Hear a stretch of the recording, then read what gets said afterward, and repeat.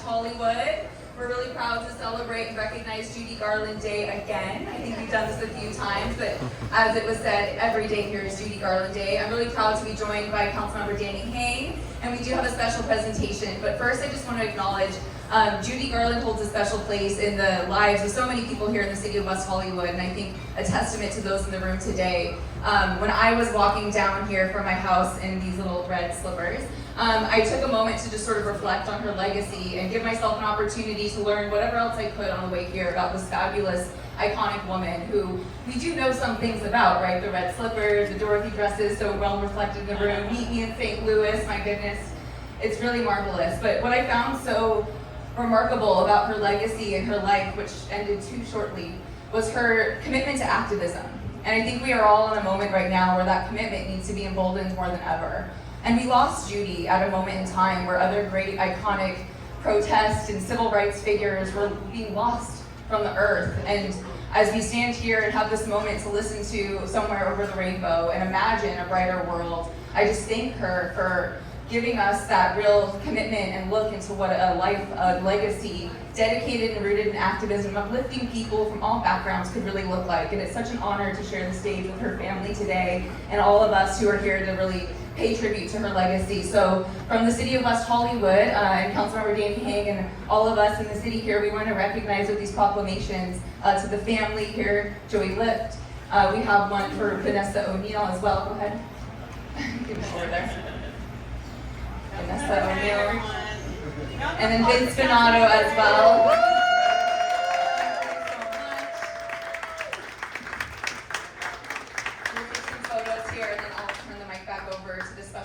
Thank you all again so much for letting us be a part of this.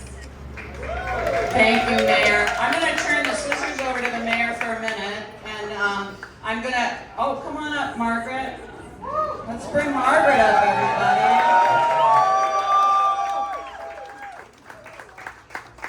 Plenty of room up here.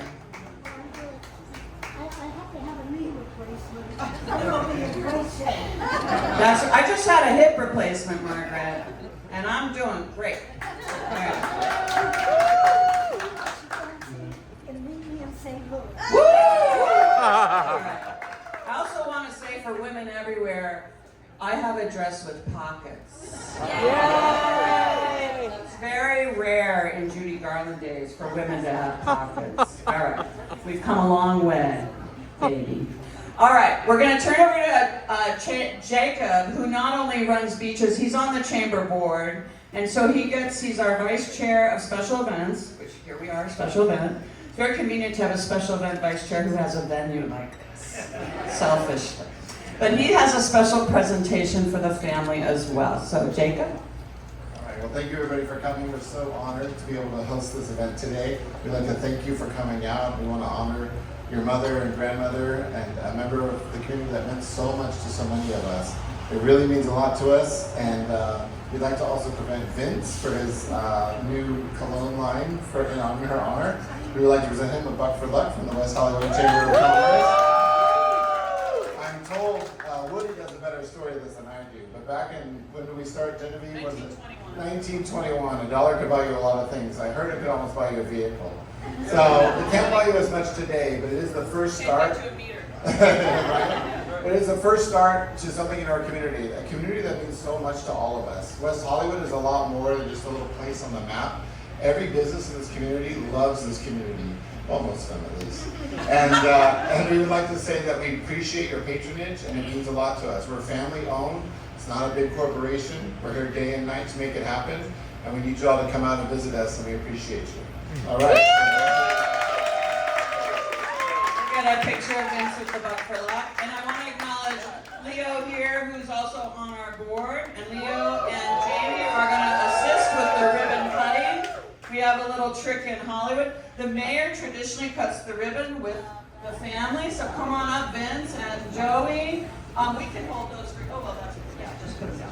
And I'm going to get out of the way here. And we're going to do this with your help, everyone. That we are going to claim Judy Garland Day and Judy Garland perfume as open today this day, what is the date today? June 10th, 2025. All right, and we're going to do it on the count of 3, everyone. Ready? 1, 2, 3.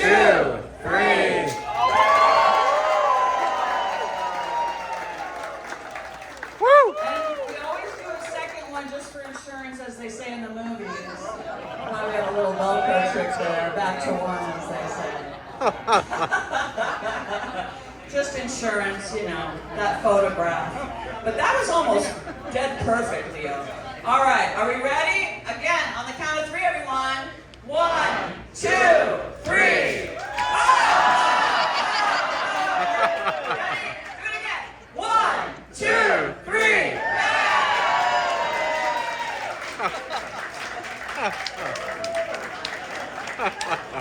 All right, I'm going to turn the mic. Who do I turn the mic over to? Thank you.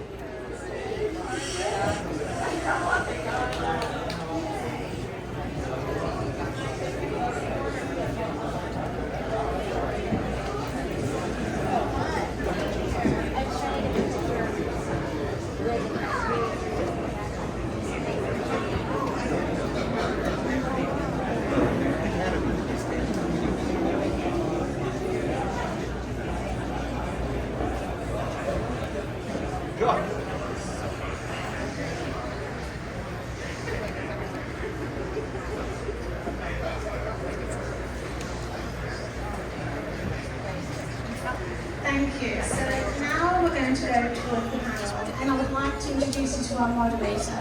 Most of you would know this person very well. So Tori is an arts historian and a lifelong Oz and Judy Garland fan who has been collecting Oz memorabilia for the past 27 years. In 2007, Tori posted a video of her collection on a brand new platform called YouTube. Such a long time ago. And accidentally found herself a new Yellow Brick Road path. Then in 2021, Tori started posting short-form content to TikTok and Instagram. Now in 2025, Tori is a multi-platinum content creator and a trusted source for all things Oz.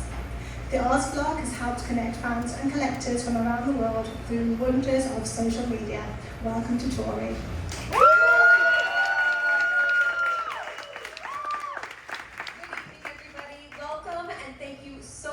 For coming out tonight to celebrate the one, the only, the iconic Judy Garland on her 103rd birthday.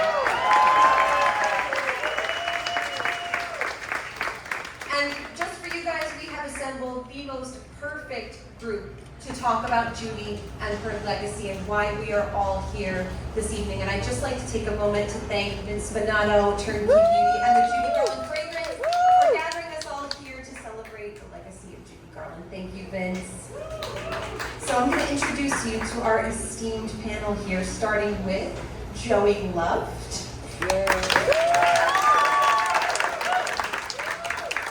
If Judy were here today, she would definitely say that this member of our panel and his two lovely sisters are her legacy. Ladies and gentlemen.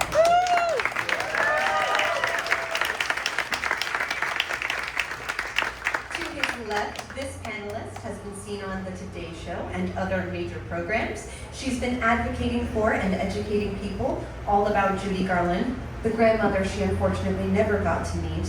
Between raising her beautiful children, she's on a quest to celebrate Judy's incomparable legacy. Ladies and gentlemen, Vanessa O'Neill.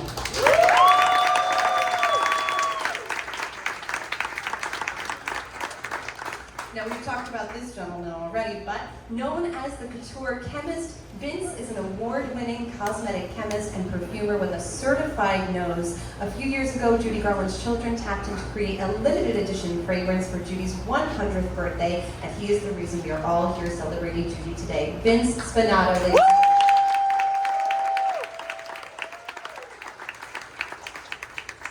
Can't believe I get to introduce this next panelist, you guys.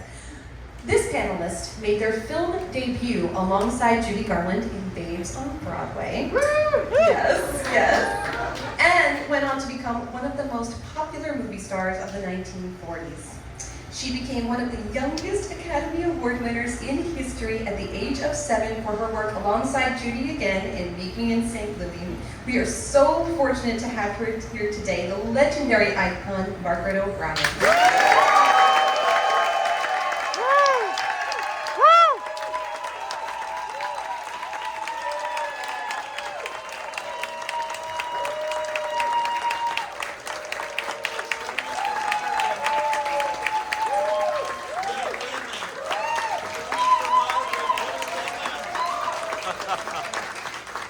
You're still getting standing ovations, Margaret. Thank you. It's so wonderful to be here and see all wonderful people out there and the wonderful fans of Judy's, for she's a legend and will go on forever. Amen. To my immediate left here, we'll see Ackerman.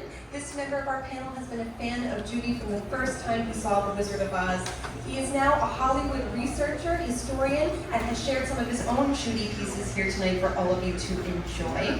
He contributed the art and text and research for something that a lot of you probably grew up studying like it was your life, the 50th anniversary documentary starring Angela Lansbury. Did anybody here watch that? Yes. Woo. This guy right here. And today he contributes to documentaries, books, events, and museum exhibits honoring Judy. Ladies and gentlemen, we'll see Ackerman.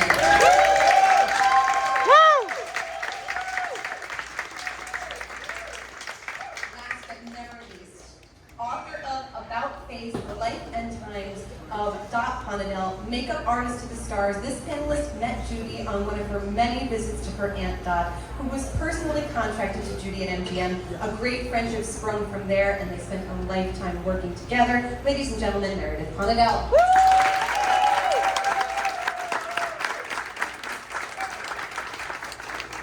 Wow, right? What do you think? So my first question is for you, Joey.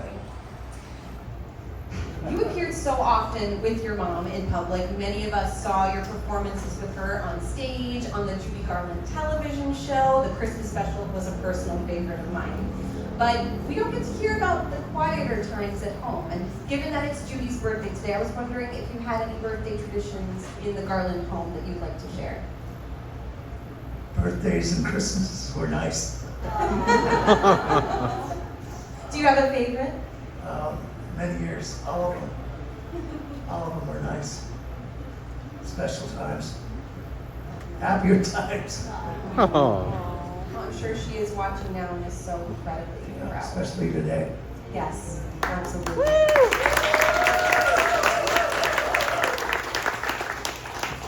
Vanessa, your grandma passed away decades before you were born, but I know you feel a deep connection to her. And you grew up kind of post-Oz-a-Sance. The 50th anniversary sprung a new life for The Wizard of Oz, and we saw Dorothy Gale absolutely everywhere. Do you have a favorite family story about your grandma that you want to share with everybody tonight? Something that comes to mind, and it's funny that we were just talking about birthdays and Christmases, like my Uncle Joe was mentioning. But this is funny that my mom told me, and maybe it's true, I don't know, but I'm about to tell you what I've heard. That she, it would be like around the holidays, and the house would be decorated and whatnot, and that she's like woke up and the house would be like fully immaculately decorated with all the Christmas things everywhere. And she's like, did Mama do this? And Liza would look at her and she's like, no, MGM came over. Professionally. But it just goes to show, like, she made magic happen everywhere she went, and including her own home. And I think it's just the sweetest, like, witnessing her, how she is with her children, because I see a lot of that, like, within myself with my own children. And I was just looking the other day, when she's like doing interviews or whatnot, and we're with her, just like the way that she like touches you and just touches your little face and stuff, and that's exactly how I am with my kids. So I don't know, as I've gotten older, I'm seeing more similarities that I didn't even know existed, and it's really beautiful. So thank you. Very nice. Margaret, you starred alongside Judy in one of her most beloved films, of course, Making and Saint Living. Can you tell us what it was like becoming Judy's little sister Judy in that film, and what was your favorite part about working with her? Doing Making and Saint Louis was just wonderful. We were all family. And I think that's what made the movie so spectacular. We all got along, we all enjoyed each other, and Judy was wonderful with children. She would play jacks with me. There was a game called jacks, and then of course jump rope. And she would do this with, when she had so much to do. People don't realize, as an actress, we have time off while they're shooting somebody else. Maybe a dramatic scene, and we work hard. But with Judy, she had to rehearse when there was time off. She had to go and do dance lessons. Then she had to do the scene. So she never got any time off. I don't know how she did it. She was just amazing. And of course, Movie in St. Louis is my favorite movie. And I'll have to tell you a little story about the crime scene. And of course, I loved working with Vincent Minnelli. So, great director. He wrote in his book that to get me to cry for the snowman scene, that they said my dog had died. Well, they never would have allowed that. Judy would never have allowed it, nor my mother. But I'll tell you the real secret of how I cried in that scene, because I was having so much fun, because Judy had a great sense of humor. She wasn't a sad person, as you know. She loved doing funny things so she could make you laugh. And I was having a great time, and I had to go in and do this crying scene. And I was having a hard time crying. So my mother came to me and she said, well, why don't I have a makeup man put false tears on your eyes? And I was in competition with June Allison of who would be the greatest crier of a June. So we were having a little competition. And my mother said, I'll have the makeup man put tears on you. But of course, June is such a great actress. She would cry real tears. That's how I cried.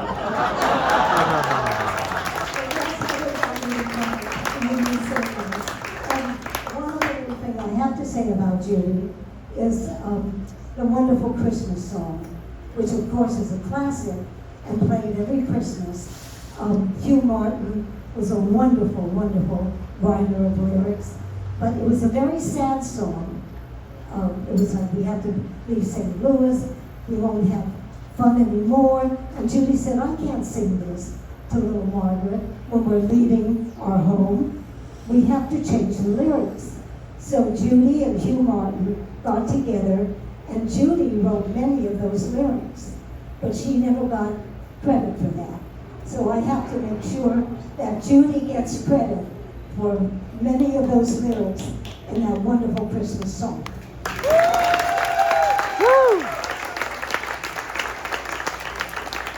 you remember what those original lyrics were? Yes. Oh my! We almost got the Christmas song that said, "Have yourself a merry little Christmas. It may be your last." Thank goodness Judy got together with the songwriter to make those changes. And of course, I have to say that Judy loved her children. She was a wonderful mother, and she was very, very proud of all of her children, and lovely, beautiful daughters here. And Joey is one of the nicest people that I have ever known. And I've known Joey for many years, and I have never heard Joey ever say anything bad about anybody. So I know Judy is very proud of all of her children.